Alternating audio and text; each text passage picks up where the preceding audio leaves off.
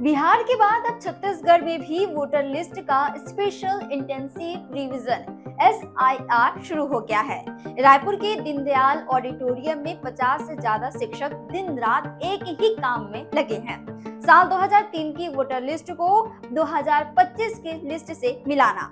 इस प्रोसेस से फर्जी वोटरों की पहचान होगी और वोटर लिस्ट को पूरी तरीके से साफ किया जाएगा। चुनाव आयोग ने साफ कहा है कि ज्यादातर पुराने वोटरों को नए कागज दिखाने की जरूरत नहीं पड़ेगी, लेकिन जो नए वोटर बनना चाहते हैं उन्हें डिक्लेरेशन फॉर्म भरना होगा और कुछ डॉक्यूमेंट्स भी देने होंगे।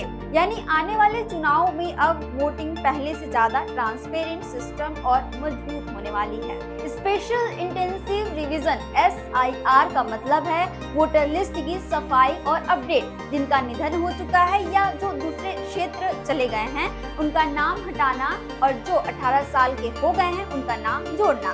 यानी पुराने नाम हटाना, नए नाम जोड़ना, वोटर लिस्ट को सही और अपडेट करना।